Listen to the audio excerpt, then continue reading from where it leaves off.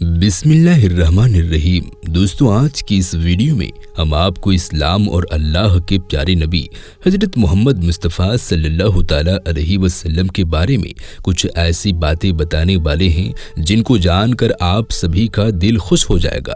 इसलिए दोस्तों, आप इस वीडियो को आखिर तक ज़रूर देखें और अगर आपको हुजूर सल्लल्लाहु ताला अलैहि वसल्लम से सच्ची और पक्की मोहब्बत है तो आप इस वीडियो को दिल से एक लाइक करके अपने दोस्तों में शेयर भी ज़रूर कर दें। तो चलिए दोस्तों, वीडियो शुरू करते हैं।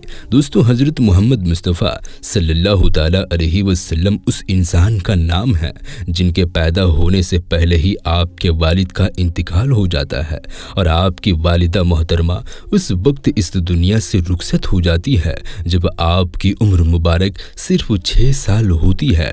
उसके बाद आपकी परवरिश का जिम्मा आपके दादा संभालते हैं, मगर 2 साल के बाद वो भी आपको छोड़कर इस दुनिया से रुखसत हो जाते हैं और अपने पोते की परवरिश को देखभाल का जिम्मा अपने बेटे अबू तालिब को सौंप जाते हैं।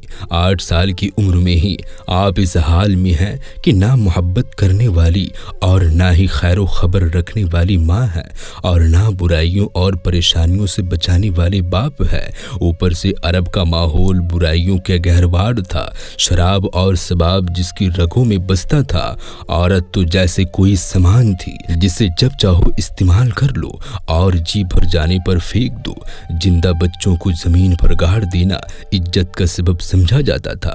बेटे माल के लिए सौतेली माओं से शादियां कर लेती थी जो जुहा और शुद्ध की अलामत थी। कत्ल और दुश्मनी जिंदगी का हिस्सा थी। एक इंसान को गुलाम बनाकर बेच दिया जाता था। समाज अमीर और गरीब की बुनियाद पर 2 तबकों में बटा हुआ था और गुलाम मर्द और औरत की कोई इज्जत नहीं थी। मालिक की गुलामी करना उनका धर्म था। एक अल्लाह को मानने के साथ साथ छोटे छोटे खुदाओं को मानने की तसव्वुर ने उनको ऐसा गुमराह किया था कि वो हर एक दिन एक नया बुत बना लेते थे और 307 बुत काबा के अंदर पूजने के लिए रखते थे। ऐसे हालत में हजरत मोहम्मद मुस्तफ़ा सल्लल्लाहु ताला अलैहि वसल्लम को सिर्फ चाचा का इशारा था जो उनको बहुत चाहते थे। इस बुराई, तन्हाई और सही और गलत के तालीम ना होने के बावजूद भी हजरत मोहम्मद मुस्तफ़ा सल्लल्लाहु ताला अलैहि वसल्लम इस हाल में अपनी ज़िंदगी 40 साल गुजारते हैं कि लोग उनका नाम सदीक यानी कि सच बोलने वाला और अमीन यानी कि ईमानदार आदमी जो अमानत में खयानत नहीं करता है, समाज की कोई भी बुराई हजरत मोहम्मद मुस्तफ़ा सल्लल्लाहु ताला अलैहि वसल्लम को छू नहीं पाती है। इस अंदाज में हजरत मोहम्मद मुस्तफ़ा सल्लल्लाहु ताला अलैहि वसल्लम अपनी सोच और समझ से अच्छाई और बुराई में फ़र्क करके खुद को बुराइयों से दूर रहते हैं। हजरत मोहम्मद मुस्तफ़ा सल्लल्लाहु ताला अलैहि वसल्लम की सदाकत की कसमें खाई जाती है। उनको लोग अपने माल दौलत की हिफाजत का जिम्मा सौंपते हैं। कोई लड़ाई हो जाए तो हजरत मोहम्मद मुस्तफ़ा सल्लल्लाहु ताला अलैहि वसल्लम को फैसले के लिए बुलाया जाता है और उनकी बात पर फैसला हो जाता है। लेकिन हजरत मोहम्मद मुस्तफ़ा सल्लल्लाहु ताला अलैहि वसल्लम का दिल अंदर ही अंदर परेशान रहता है कि आखिर किस तरह से इस बुराई में डूबे हुए समाज को अच्छाई की राह पर लाया जाए, किस तरह से इनके बंधु और बूतों की गुलामी से निकाल कर अल्लाह का गुलाम बनाया जाए। इसी गौरव और फिक्र में हजरत मोहम्मद मुस्तफ़ा सल्लल्लाहु ताला अलैहि वसल्लम अक्सर शहर से दूर एक पहाड़ी पर एक हिरा नाम की एक गुफा में बैठ जाया करते थे।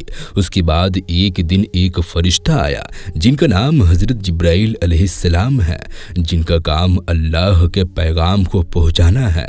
उन्होंने हजरत मोहम्मद मुस्तफ़ा सल्लल्लाहु ताला अलैहि वसल्लम से आकर कहा, पढ़ो अपने रब के नाम के साथ जिसने तुम्हें पैदा किया। इंसान के जमे हुए खून से एक लोथड़े से पढ़ो। हाल ये है कि ये तुम्हारा रब बड़ा ही उदार है जिसने कलम की दोबारा तुम्हें सीख दी, इंसान को तालीम दिया जिसे वो ना जानता था। दोस्तों, इस पैगाम को पाकर हजरत मोहम्मद मुस्तफ़ा सल्लल्लाहु ताला अलैहि वसल्लम बहुत घबरा गए। उसके बाद आप अपने घर आए और अपनी बीबी से आकर कहा कि मुझे चादर उड़ा दो। उसके बाद दोस्तों वो फरिश्ता दोबारा आता है और आपसे कहता है, ऐ मोहम्मद, आप नबी हैं और मैं जिब्राइल हूँ। उसके बाद हजरत जिब्राइल अलैहिस्सलाम ने आपको ये पैगाम दिया, ऐ ओढ़ने और लपेटने वाली, उठो और लोगों को एक करने में लग जाओ और अपने रब की बड़ाई करो, अपने दामन को पाक रखो और गंदगी से दूर रहो। दोस्तों उसके बाद हजरत मोहम्मद मुस्तफ़ा सल्लल्लाहु ताला अलैहि वसल्लम लोगों के बीच इस पैगाम को देने के लिए, अल्लाह यानी कि ईश्वर एक है और मैं अल्लाह का नबी हूँ और इंसान को अपने कामों का जवाब एक दिन यानी कि आखिरत के दिन अल्लाह को देना है। उसके बाद दोस्तों आप 3 साल तक आहिस्ता आहिस्ता लोगों का इस्लाम का पैगाम देते रहे, यहाँ तक कि कुछ लोग इस पैगाम को कबूल करके मुसलमान भी हो गए। उसके बाद हजरत जिब्राइल अलैहिस्सलाम ये पैगाम लेकर आए कि आप अपने करीबी रिश्तेदारों को अल्लाह के अजाब से डराएं। इस हुक्म की आने के बाद हजरत मोहम्मद मुस्तफ़ा सल्लल्लाहु ताला अलैहि वसल्लम खुलेआम मक्का के लोगों का इस्लाम की दावत देने शुरू कर दिया तो आप पर हर तरफ से जुल्म सितम होने लगे और मक्का के सरदार आपके दुश्मन बन बैठे, यहाँ तक कि आपको जान से मारने की साजिश रची जाने लगी। ये लोग वही थे जो पहले हजरत मोहम्मद मुस्तफ़ा सल्लल्लाहु ताला अलैहि वसल्लम को सदीक और अमीन कहते थे, मगर जब हजरत मोहम्मद मुस्तफ़ा सल्लल्लाहु ताला अलैहि वसल्लम ने खुद को नबी होने का दावा किया और कुरान पेश किया जो आप पर नाजिल हुई थी, उन्होंने अपने बाप दादाओं से चले आ रहे तौर तरीके से मोहब्बत की वजह से आपका पैगाम मानने से इनकार करने लगे और आपकी हर तरफ से बुराई करने लगी। जैसे जैसे लोग इस्लाम को कबूल करते गए, मक्का के सरकार का जुल्म सितम आप पर और मुसलमानों पर बढ़ता गया। कोई आपको पागल कहता तो कोई आपको झूठ कहने लगा, तो कोई आपको जादूगर कहता तो कोई आपकी हंसी उड़ाता। कुरान पाक जो आप पर फरिश्तों के जरिए नाजिल हुई थी उसका अपमान करना और उसको झूठ बताने लगे, झूठे किस्सों से कुरान का मुकाबला करना और लोगों तक कुरान सुनाने का मौका ना देने जैसे काम करने लगे। हजरत मोहम्मद मुस्तफ़ा सल्लल्लाहु ताला अलैहि वसल्लम से कहा जाने लगा कि एक दिन आप हमारे बूतों की पूजा करें और एक दिन हम आपके रब की इबादत करेंगे। दोस्तों कुछ लोग हजरत मोहम्मद मुस्तफ़ा सल्लल्लाहु ताला अलैहि वसल्लम के पीछे ही लगे रहते थे और जब किसी को कुरान सुनाते थे तो ये लोग शोर शराबा करते और तालियां बजाते थे। जब आप नमाज पढ़ते थे तो कभी आप पर बकरी की बच्चेदानी तो कभी आप पर ऊंट की ओजनी फेंकती थी। जब आप चलते थे तो आप पर कूड़ा डाला जाता था। अगर कोई गुलाम या गरीब इस्लाम कबूल कर लेता तो उस पर जितने कूड़े बरसाए जाते थे कि कूड़े मारने वाला भी थक जाता था। तपती धूप में लिटाकर सीने पर पत्थर रख दिया जाता था।